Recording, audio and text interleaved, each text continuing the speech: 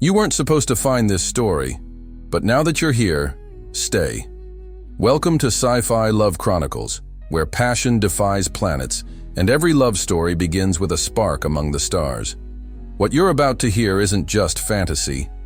It's a heartbeat echoing through galaxies. Let your imagination drift. And remember, some bonds are written in stardust. The wrong bunk. I was just trying to survive. The wreckage of my shuttle was still burning behind me, twisted metal hissing as it cooled in the artificial atmosphere of Nerixa 6. I wasn't supposed to be there. The station was marked as royal. Territory, restricted access only. But the fire didn't care.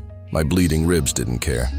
And frankly, I stopped caring 3 corridors ago when the pain in my legs turned numb. I dragged myself down a slanted hallway, one hand pressed against a cracked wall, following the flicker of emergency lights like a dying moth. I didn't know where I was going. I just wanted warmth, a place to collapse. That's when I saw it, a door, partially open. Soft blue light spilled into the corridor, pulsing gently like the heartbeat of something alive. I barely managed to stumble through. Inside were 4 glass chambers, shaped like sleeping pods. 3 of them were sealed, filled with a misty fluid, and the silhouettes of bodies floating inside. The 4th one was open, empty, glowing. It was warm. I didn't think. I didn't care. I climbed in. The second my back hit the surface, something changed. It wasn't pain, not heat, not cold. It was like resonance, a pulse, deep and slow, that crawled into my bones and made my lungs forget how to breathe.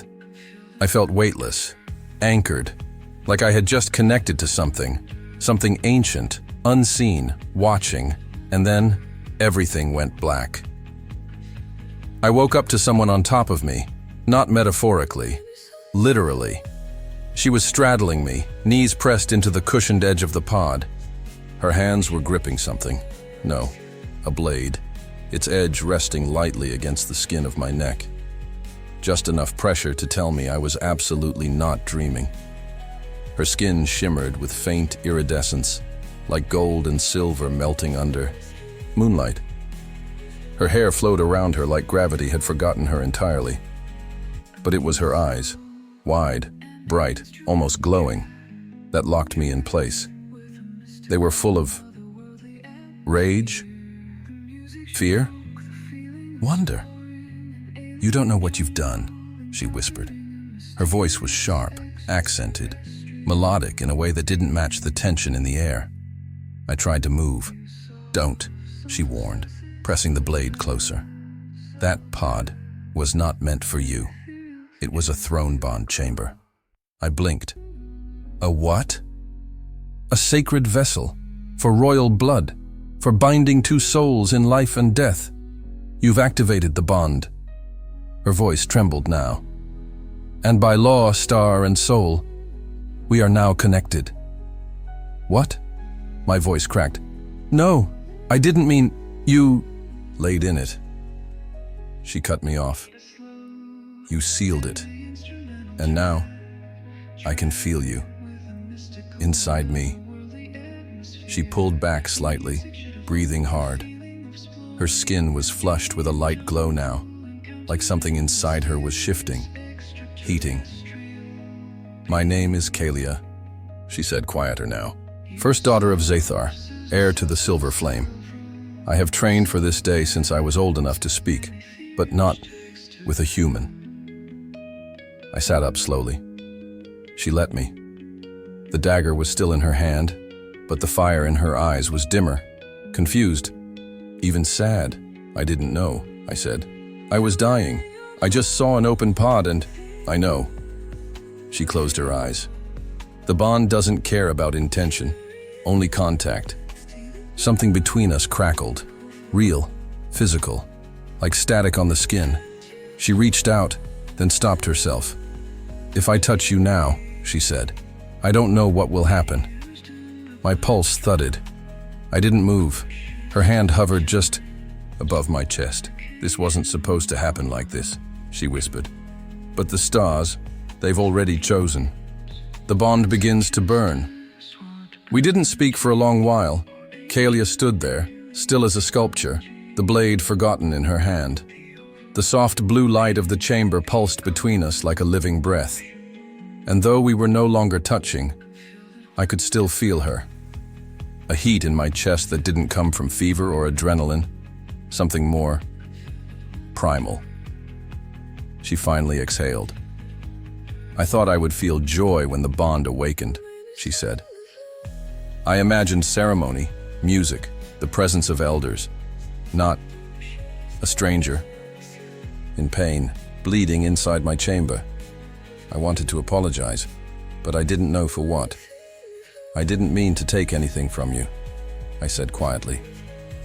You didn't, she replied, her eyes drifting down, almost softer now. The bond doesn't happen unless the stars allow it. That means, for some reason, you were chosen. She walked toward the wall, pressing her hand against a silver panel. The chamber doors hissed open, and the lights outside cast a softer glow on her figure. She didn't look at me when she said it. You should come with me. The bond is new. If we separate too long, it'll hurt. That word, hurt. It settled in my spine like a warning. I followed her out of the chamber, unsure if I was walking towards safety or into something far more dangerous. Her quarters were nothing like the sterile cold of the pod room.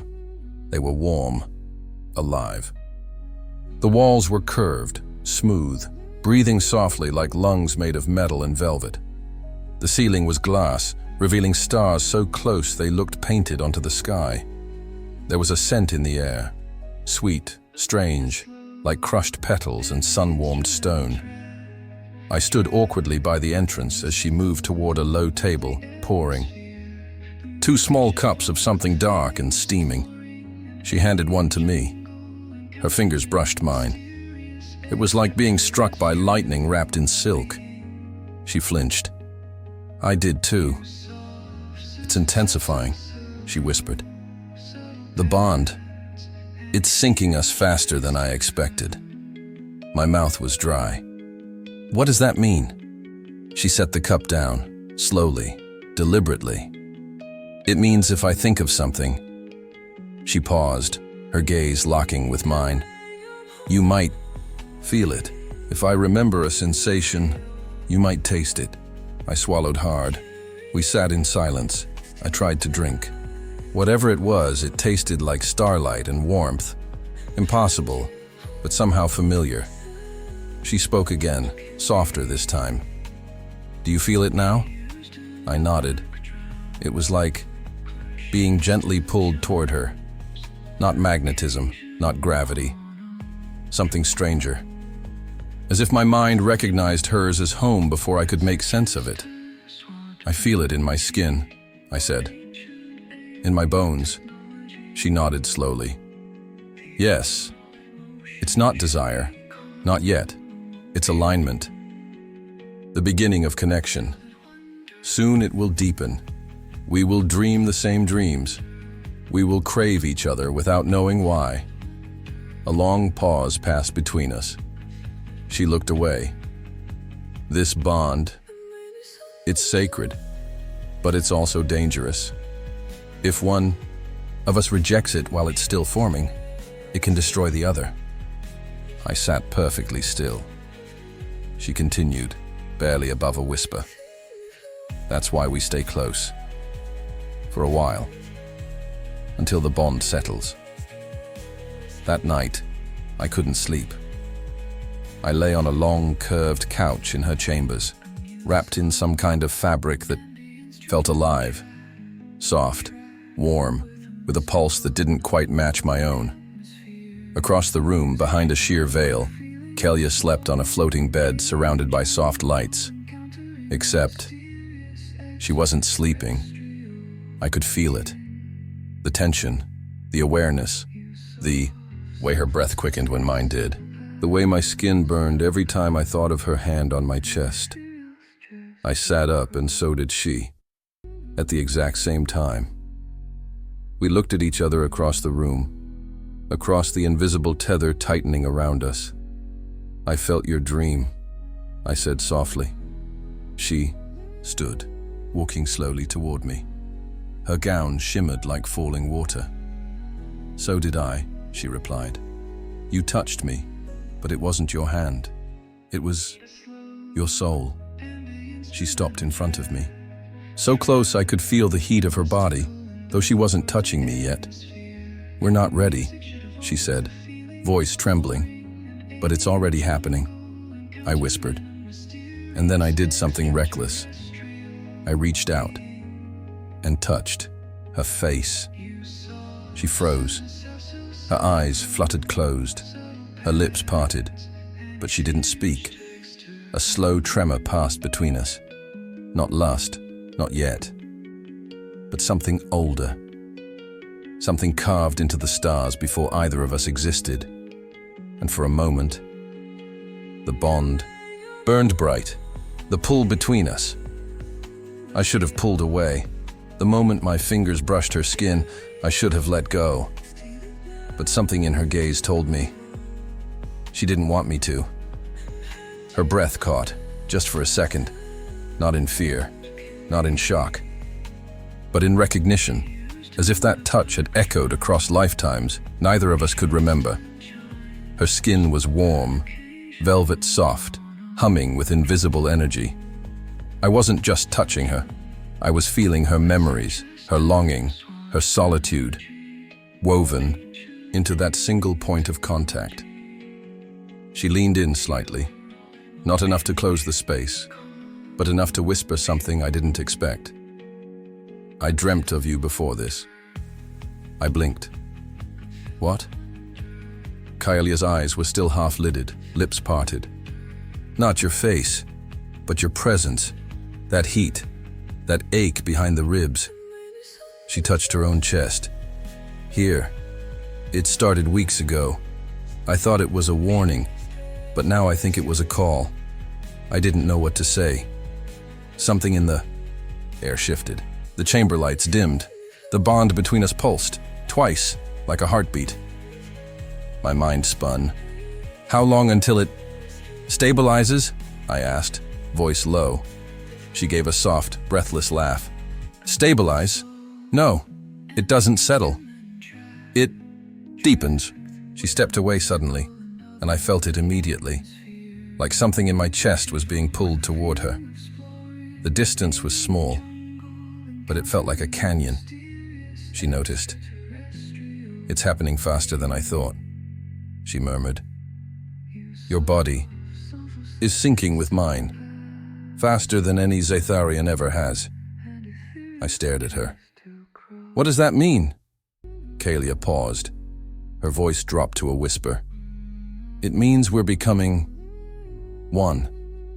That night, the dreams came again, but they weren't mine. I stood in a golden forest, trees glowing from within, their branches arcing overhead like living cathedral arches. A river ran between our feet, Kaelia and I, naked but untouched, standing.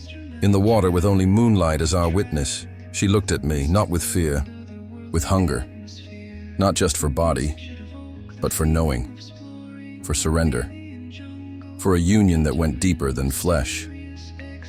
She reached out, took my hand, and whispered, "This is what the stars showed me." I woke up gasping. So did she. On the other side of the room, Kaelia sat bolt upright in her bed, hand pressed to her chest, eyes wide. "You saw it too," she breathed. I nodded. I don't know how, but yes. She stood barefoot, walking toward me slowly. There was no veil between us anymore, no formality, just breath and silence, and something ancient stirring beneath our skin. "I can't sleep," she said. "I feel you when I close my eyes. I feel you when I breathe." We stood face to face again. There was no contact, but the heat was unbearable. "If we keep resisting," she whispered, "it will only get worse." "Then what do we do?" Her voice cracked. "We stop pretending. She stepped forward. Her hand grazed my collarbone. My hand found her waist, and the moment our bodies touched, not out of passion, but surrender, the bond ignited. A surge of warmth ran through both of us, like stars exploding just beneath the skin. My knees nearly buckled. Her breath hitched sharply, our foreheads pressed together, and for a heartbeat. We were the same being, the same pulse, the same thought, the same soul, split in two. But just as the moment deepened, there was a noise, a sudden alarm, sharp, shrill, violent, echoed through the chamber. We broke apart, gasping. Kalia's expression turned to steel. "They found us," she said. I didn't need to ask who, because whoever it was, they didn't want the bond to survive. The threat beneath the stars. The alarm kept screaming, not mechanical, but alive. Like the station itself was in pain. Kalia turned toward the control panel beside the chamber door. Her fingers moved fast, tapping ancient symbols that glowed briefly beneath her touch. I stood frozen. "What's happening?" I asked. She didn't look back. "The High Council, they've detected the bond. It's not supposed to activate without authorization, especially not with a human." Her words sliced clean. Not meant to hurt, but they landed heavy in my chest. "I thought the bond chose," I said, voice tight. She turned then, eyes glowing with conflict. "It does, but they don't care. They see you as unworthy, an error, a threat to the purity of the line." I stepped closer. "Then what happens now? A beat. They'll come for us." Silence stretched between us like a wire, taut and trembling. And underneath it all, I felt it, that pull again, that quiet hunger in my ribs when she was near. The bond, alive and burning. "You should leave," she said, barely louder than breath. "I'm not going anywhere." Her jaw tensed. "If they find you here, they'll sever the bond forcibly, through pain, through mind break. You won't survive it, and her voice caught. "I'll feel every second of it." Something inside me snapped then, not out of fear, but out of clarity. "They want to undo what the stars have already written," I said. "That's not something I'll let them take." A soft sound escaped her throat, like a sob, or maybe just a breath she'd held too long. She touched my face again, and this time the bond pulsed brighter than ever before. It wasn't heat anymore. It was truth.